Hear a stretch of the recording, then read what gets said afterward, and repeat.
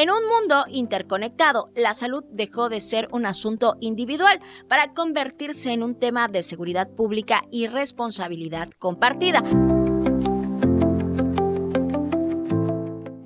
Hola, ¿qué tal? Bienvenidos una vez más a Fuera del Aire. Me da mucho gusto reencontrarnos de nueva cuenta. Yo soy Cristel Guzmán y bueno, ha llegado el momento de echar esa miradita en el mundo tan ajetreado que tenemos, de analizar y de entender un poquito lo que está pasando y lo que ha estado pasando en los últimos días. Yo te invito antes a que te suscribas, a que actives la campana de notificaciones, que me comentes acá abajo cuáles son los temas que más quieres revisar. Ya sabes que juntos vamos a ir construyendo este espacio, así que dale like y comparte para que nuestra familia siga creciendo. Y bueno, sin más, váyanse ya por ese cafecito y sentémonos a platicar qué es lo que ha estado pasando en el mundo esta semana. Iniciemos con una mirada a lo que pasa a nivel internacional, y es que la política internacional suele contarse casi siempre en términos de estrategias y alianzas y disputas entre los gobiernos, pero rara vez se cuenta desde quienes viven las consecuencias. Hoy, la relación entre Estados Unidos y Cuba está atravesando uno de los momentos más tensos en décadas. En medio de un nuevo reacomodo geopolítico que comenzó con la captura de Nicolás Maduro, el líder venezolano, por las fuerzas estadounidenses, todo se está poniendo sobre la mesa. Y tras ese episodio, este mes de febrero, el presidente de Estados Unidos, Donald Trump, ha redirigido su atención hacia Cuba, aplicando una estrategia que especialistas han descrito como un intento de estrangulamiento económico, una medida significativa hacia la imposición de aranceles punitivos contra cualquier país que suministre petróleo a la isla, buscando cortar el flujo del crudo que históricamente ha llegado desde los aliados de los cubanos. Durante años, Venezuela fue uno de los mejores aliados, envió decenas de barriles diarios de petróleo a Cuba, un recurso vital para mantener funcionando su sistema eléctrico y su economía. Al cortar este suministro, se podrán entender los efectos devastadores que están teniendo en infraestructura eléctrica en la isla. Una infraestructura eléctrica que desde hace mucho ya atraviesa una crisis profunda. Por su parte, la Casa Blanca ha justificado estas acciones señalando que el gobierno cubano representa una seria amenaza de seguridad nacional estadounidense. Los está acusando de mantener vínculos con organizaciones que ellos consideran terroristas y también los está señalando por su cercanía política con Rusia y con China. En respuesta, Moscú y Pekín han reafirmado su intención de mantener la cooperación con Cuba, dejando claro que no van a obedecer a Donald Trump y poniendo sobre la mesa que la disputa ya no solo es regional, sino que está siendo parte de un tablero global mucho más amplio. Mientras las potencias discuten, presionan y hacen sus negociaciones, la realidad cotidiana en Cuba se vuelve cada vez más compleja. La isla está enfrentando una crisis energética que se refleja en los apagones masivos que han llegado a afectar simultáneamente a más del 60% del territorio nacional en los momentos de mayor demanda eléctrica. Apagones que han durado gran parte del día, afectando la conservación de alimentos, el acceso a medicamentos, el transporte, la recolección de basura y hasta la atención hospitalaria que están teniendo ahí en la isla. Y en medio de esta crisis energética, Cuba vivió recientemente la temperatura más baja de la historia, alcanzando el punto de congelación en algunas de sus regiones. En un país que está acostumbrado al calor tropical, pues el frío extremo expuso la realidad de muchos hogares que no tienen acceso a sistemas de calefacción y está agravando el frío las condiciones de vida en medio de estos apagones, poniendo en riesgo la vida de muchos que han tenido que recurrir a fogatas improvisadas para poder calentarse.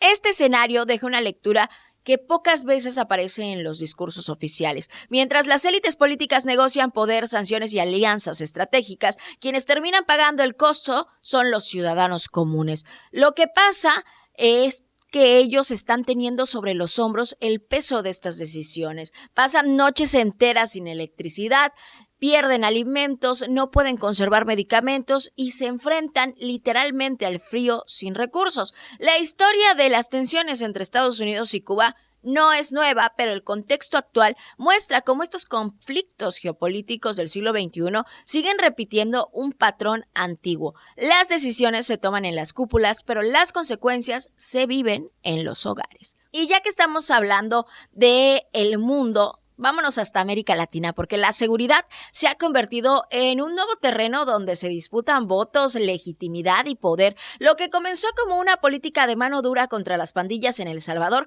hoy se proyecta como un modelo que varios gobiernos de la región latinoamericana buscan replicar bajo una premisa que conecta el miedo y el cansancio social frente a la violencia, buscando orden inmediato, castigo ejemplar y la reducción acelerada del crimen. La prueba más reciente de esta influencia se vivió en Costa Rica. La elección de la ultraderechista Laura Fernández, pues fue todo un éxito, ya que ganó con el 48% de los votos en unas elecciones con una participación cercana al 70%. Esto confirma que la apuesta por la política de seguridad inspirada directamente en el modelo salvadoreño está teniendo éxito.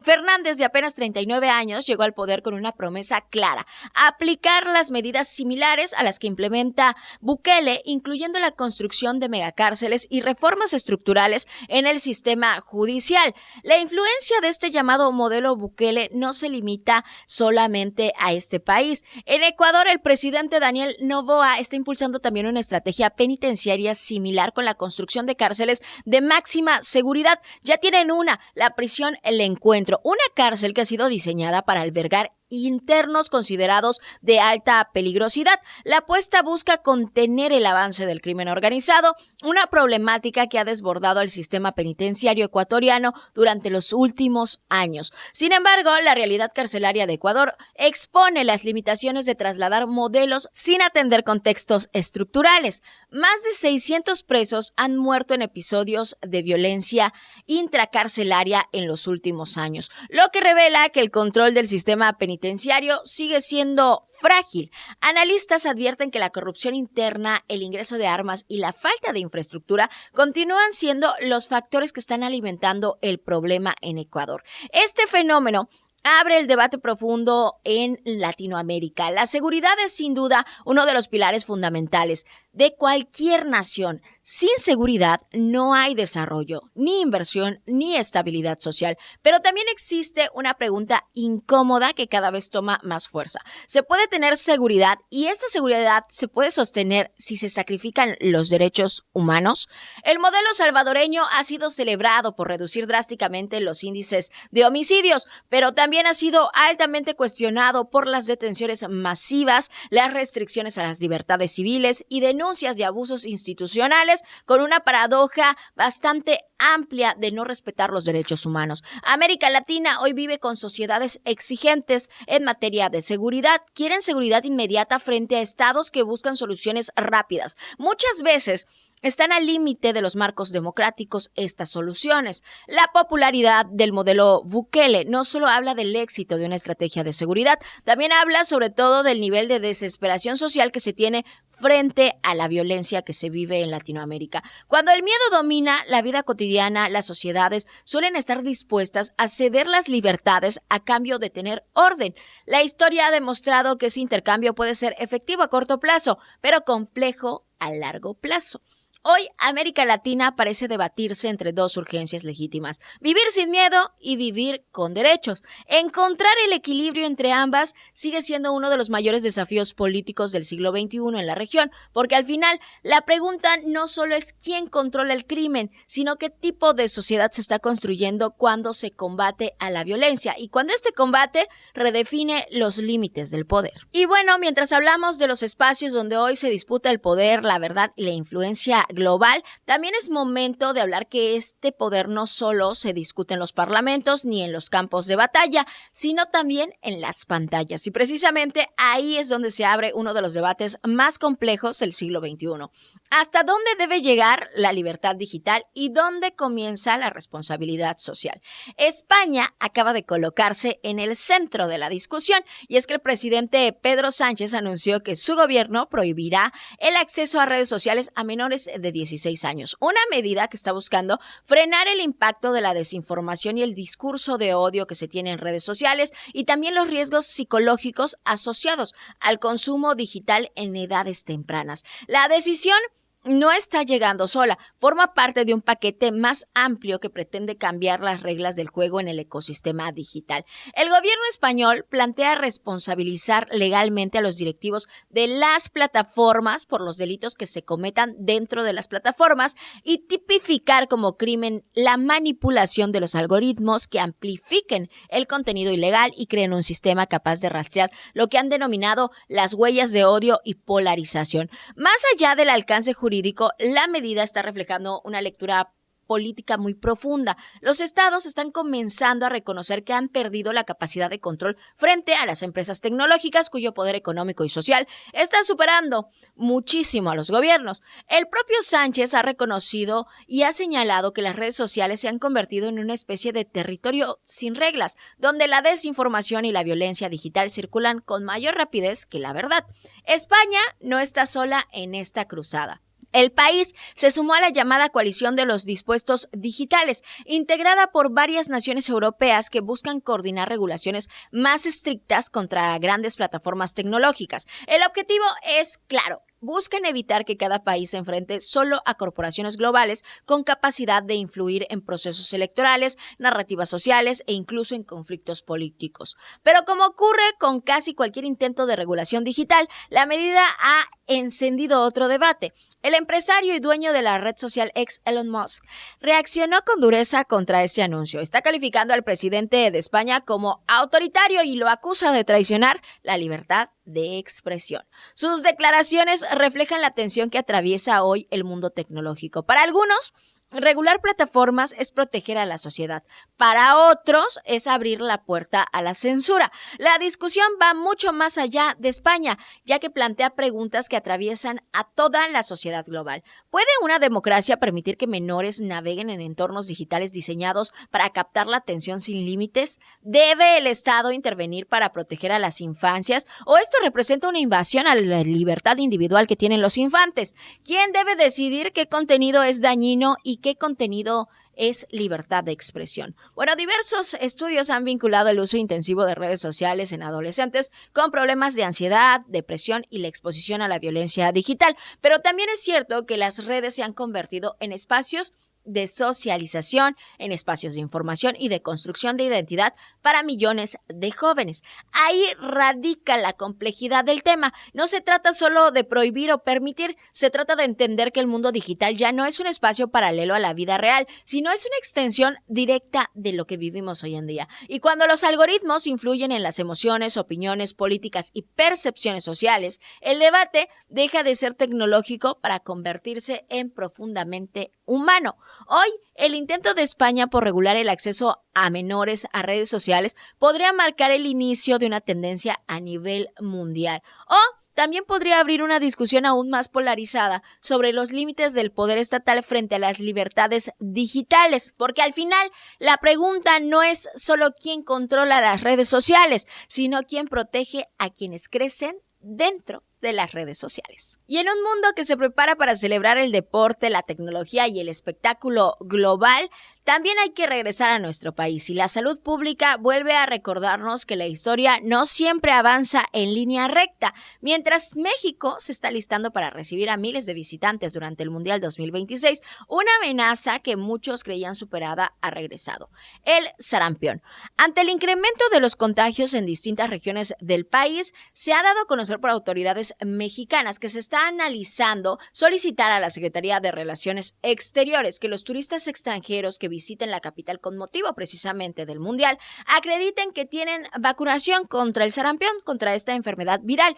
La propuesta busca evitar que el evento deportivo más importante del planeta se convierta también en un foco de expansión epidemiológica. El planteamiento no solo surge de una preocupación menor, sino de una mayor. México está enfrentando un brote que ha acumulado más de 7,000 casos confirmados entre el 2025 y el inicio de este 2026, además de al menos 2 docenas de fallecidos. Aunque la Ciudad de México mantiene cifras bajas en comparación de otras entidades al norte del país, las autoridades sanitarias reconocen que el riesgo de propagación sigue siendo fuerte, especialmente ante la llegada masiva de visitantes internacionales. El sarampión es una enfermedad altamente contagiosa, es considerada una de las más transmisibles que existen en el mundo. Basta que una persona infectada conviva con comunidades de baja cobertura de vacunación para que este virus se propague rápidamente. Y precisamente ahí aparece el verdadero origen del problema. No es solo un brote médico, es el reflejo de una suma de fallas estructurales, sociales y culturales. Durante los últimos años, nuestro país registró una disminución en los esquemas de vacunación, agravada por las interrupciones sanitarias provocadas también por la pandemia del COVID-19. A esto se le suman casos importados desde el extranjero, comunidades con baja inmunización y el crecimiento de movimientos antivacunas alimentados por la desinformación digital. El resultado es un escenario donde las enfermedades que parecían erradicadas vuelven a encontrar el terreno fértil. En respuesta, el gobierno capitalino ha desplegado más de 2,000 módulos de vacunación en estaciones del metro, metrobuses, escuelas, centrales de transporte y espacios públicos. La campaña no solo está dirigida a las infancias, sino también a los adultos menores de 49 años, grupo en el que se ha detectado un número importante de los contagios.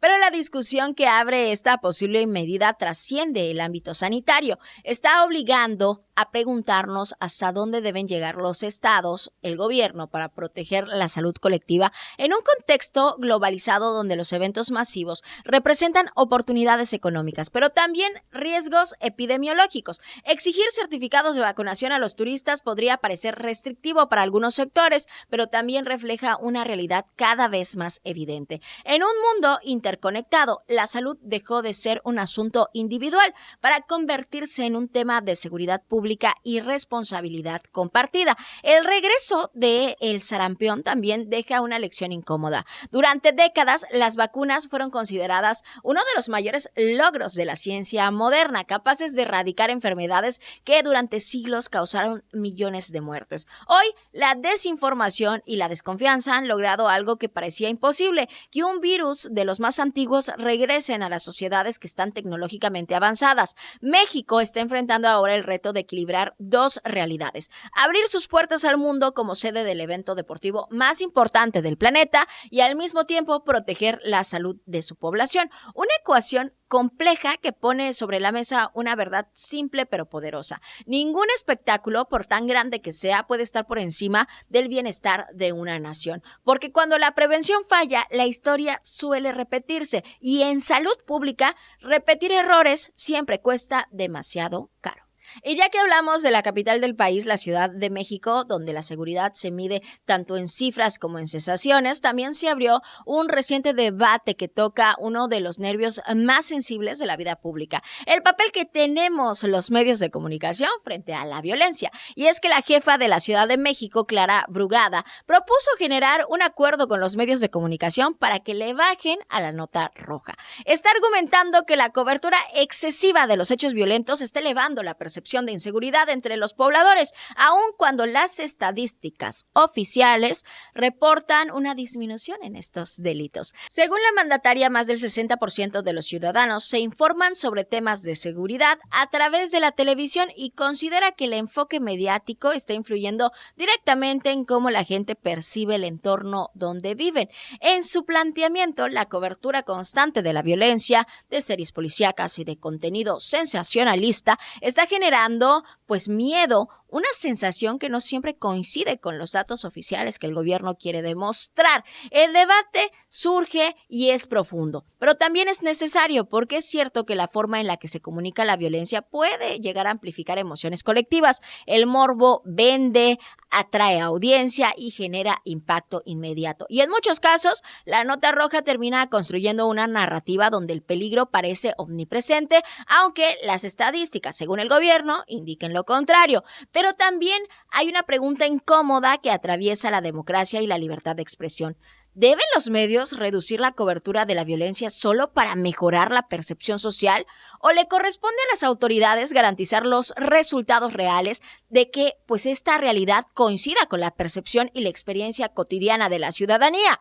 La historia demuestra que el silencio informativo nunca ha eliminado los problemas. Ocultar las cifras, minimizar los hechos o limitar la cobertura mediática no hace que la violencia desaparezca. En muchos casos, solo la vuelve invisible, lo que puede ser incluso aún más peligroso para la sociedad. Los medios tienen una responsabilidad ética clara: informar con contexto, evitar el sensacionalismo y no convertir el dolor humano en espectáculo, pero también cumplen una función fundamental en cualquier sistema democrático. Documentan, evidencian y visibilizan las realidades que se viven en nuestro país, y de otra forma, estas podrían quedar fuera del escrutinio público. Por otro lado, las autoridades están enfrentando otro reto igual de complejo. No basta con reducir los índices delictivos en el papel si la ciudadanía no percibe mejoras en su entorno inmediato. La seguridad no se construye solo con estadísticas, sino que se construye con experiencias cotidianas. Poder caminar tranquilo, usar el transporte sin miedo, confiar en las instituciones, tener una percepción de seguridad suele alimentarse de varios factores simultáneos: lo que ocurre en nuestra realidad y lo que se comunica sobre esa realidad. Reducir uno sin atender el otro solo va a generar un vacío donde el miedo siga creciendo. Tal vez la discusión no debería centrarse en si los medios deben callar o si el gobierno debe exigir moderación informativa. Debería centrarse en cómo construir una comunicación responsable, que informe sin explotar el miedo, y políticas públicas, sobre todo políticas públicas, capaces de generar resultados que la ciudadanía pueda sentir. No solo se trata de escuchar, porque una sociedad informada necesita medios críticos y una sociedad segura necesita gobiernos eficaces. Ninguno va a sustituir al otro. Al final, la seguridad no mejora cuando se dejan de contar las historias de violencia. Mejora cuando esas historias dejan de ocurrir. Y cambiando de tema, cada año, mientras millones de personas en Estados Unidos se preparan para el Super Bowl, en México se activa otra competencia silenciosa pero igual de intensa. El aguacate, el llamado oro verde, se ha convertido en uno de los productos más emblemáticos de nuestra economía mexicana. También uno de los más complejos, Para el Super Bowl de este 2026, el estado de Michoacán proyecta exportar cerca de 130,000 toneladas de aguacate hacia Estados Unidos, lo que representa ingresos cercanos a los $600 millones. Una cifra que confirma el peso económico de este fruto en el comercio internacional y que coloca a nuestro país como el principal proveedor del mercado estadounidense, del cual se abastece aproximadamente el 90% del consumo total de este aguacate. Las cifras reflejan un éxito productivo indiscutible en Michoacán. Produce más de 1,300,000 toneladas de aguacate al año, consolidándose como el líder de la exportación nacional. La demanda crece, los precios se mantienen competitivos y el producto mexicano sigue dominando uno de los eventos deportivos y comerciales más importantes del planeta. Pero detrás de este éxito económico aparece una historia que es menos visible.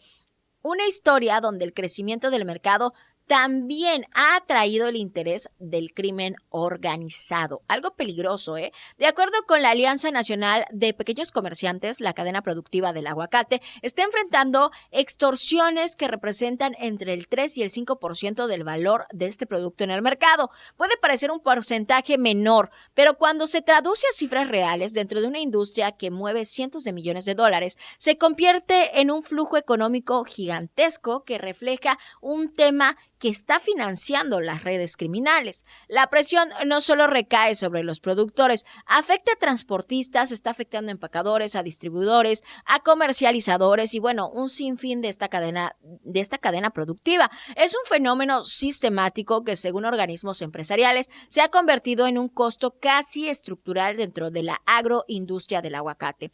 Y ahí aparece una de las contradicciones más profundas del desarrollo económico mexicano. Un producto que genera riqueza riqueza internacional, empleo y prestigio comercial, pero cuya cadena productiva opera bajo las amenazas constantes. El aguacate simboliza el potencial agrícola del país, pero también exhibe las fallas en materia de seguridad rural y la protección económica. Organizaciones empresariales han pedido que la extorsión sea considerada una prioridad dentro de la Estrategia Nacional contra el Crimen, señalando que proteger a la industria del aguacate no solo es una cuestión económica, sino también un mensaje de Estado de Derecho, porque el verdadero desafío no solo es exportar más, sino garantizar que la riqueza que genera el campo mexicano no esté marcada por la violencia. El éxito del aguacate en el Super Bowl representa un orgullo nacional. Sí, la verdad sí, pero también obliga a una reflexión incómoda. ¿Quién se queda realmente con las ganancias de este oro verde? ¿Los productos que se cultivan en tierra mexicana o las estructuras criminales que filtran todo este producto en la cadena productiva? México ha demostrado que pueden competir en los mercados globales con productos de calidad mundial como el aguacate. El reto ahora es demostrar que pueden proteger a quienes hacen posible esa riqueza, porque una economía fuerte no se mide solo por lo que exporta, sino también por las condiciones en las que se produce y la seguridad que tienen quienes la producen.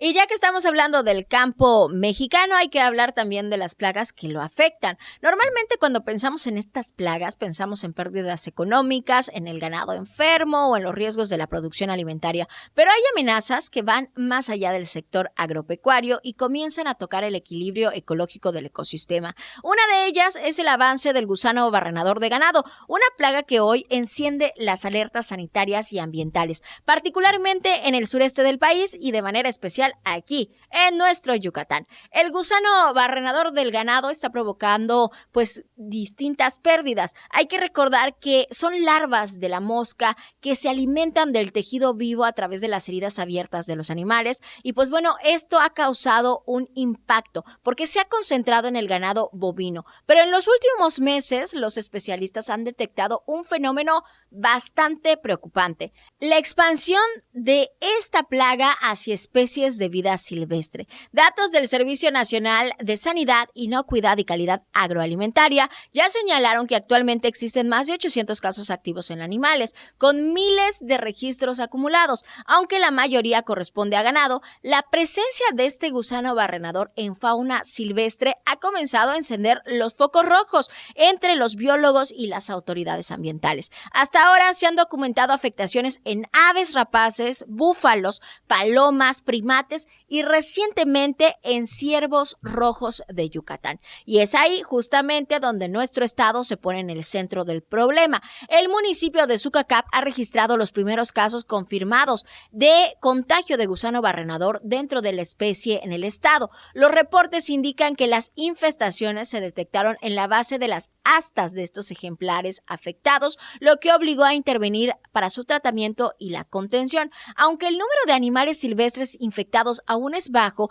el riesgo no radica en la cantidad actual, sino en la velocidad de propagación que puede alcanzar la plaga cuando no existe una vigilancia sanitaria constante en un ecosistema abierto. A diferencia del ganado, existen controles, campañas y monitoreo permanente. Sin embargo, la fauna silvestre se mueve libremente entre los territorios, lo que facilita la dispersión del parásito. Los especialistas están advirtiendo que el gusano barrenador no solo representa un problema sanitario, sino que también es un problema ecológico. Cuando afecta a especies silvestres, puede alterar las cadenas alimenticias, reducir la población animal y modificar el equilibrio natural en los ecosistemas. En regiones como el sur de Yucatán, donde la biodiversidad forma parte esencial del patrimonio ambiental y económico, el impacto podría ser significativo. El caso de esta infección cobra mayor relevancia si se considera que el Estado mantiene una fuerte vocación ganadera, turística y ambiental. La convivencia entre producción agropecuaria y la conservación ecológica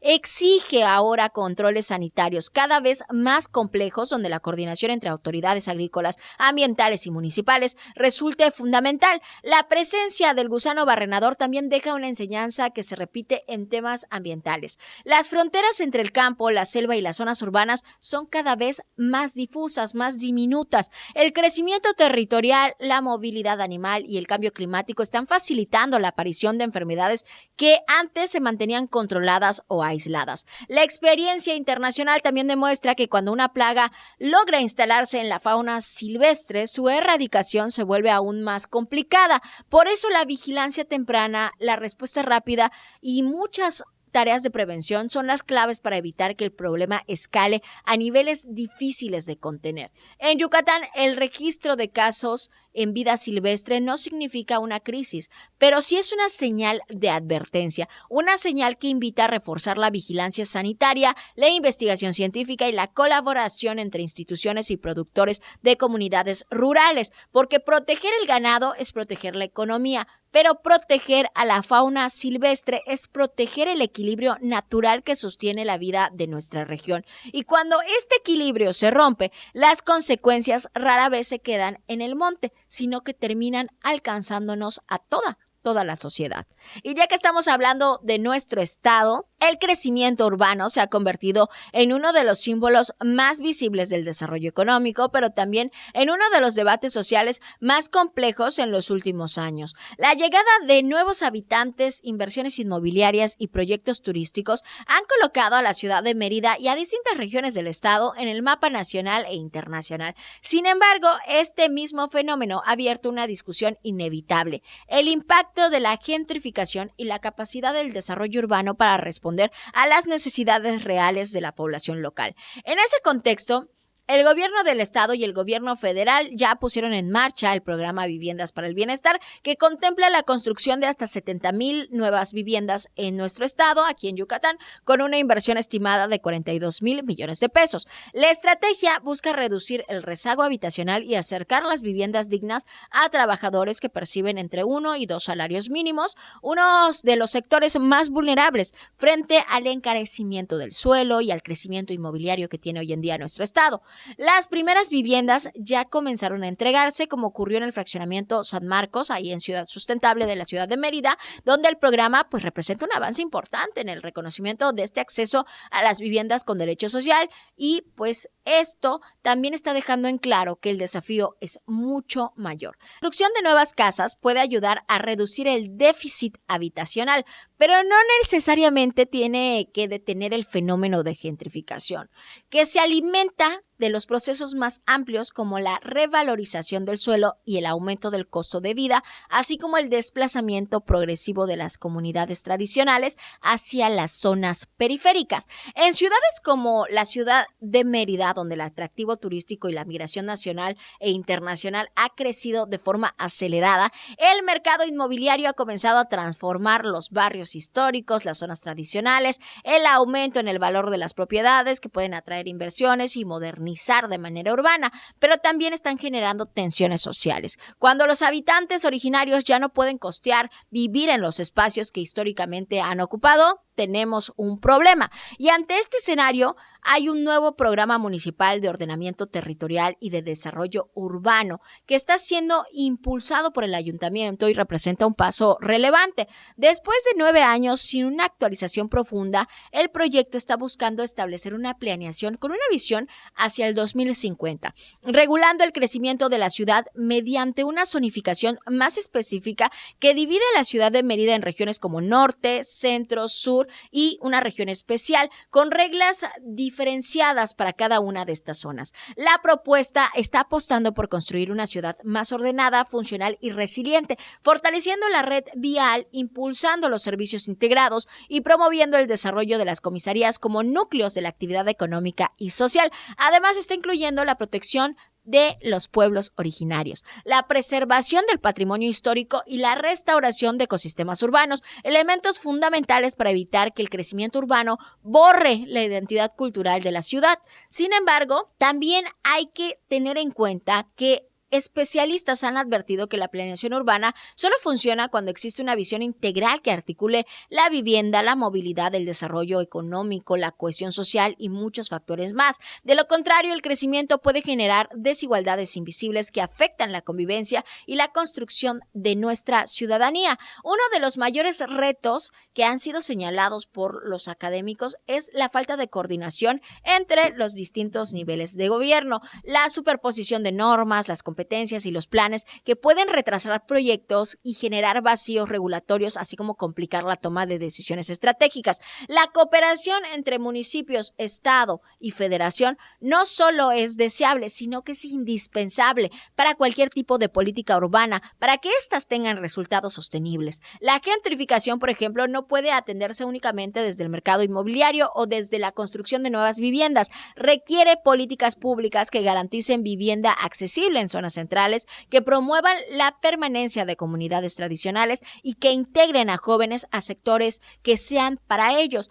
También que atiendan a los sectores vulnerables en los procesos de desarrollo urbano. El patrimonio histórico también juega un papel clave. La rehabilitación de casonas, barrios tradicionales y espacios emblemáticos puede revivir zonas urbanas, pero si éstas no se acompañan de estrategias sociales, corren el riesgo de convertir la cultura en un producto turístico que excluya a quienes le dieron origen. Yucatán vive hoy un momento decisivo. El crecimiento económico y la atracción de inversiones representa oportunidades reales para mejorar la calidad de vida, pero también exige una planeación responsable que equilibre el desarrollo con la justicia social, porque una ciudad puede crecer en infraestructura, en inversión y en plusvalía, pero su verdadero éxito se mide en su capacidad de crecer sin expulsar a su gente, sin perder su identidad y sin convertir el derecho a la vivienda, sobre todo, en un privilegio. Y así es como llegamos a la parte final de este episodio de Fuera del Aire, un espacio donde las noticias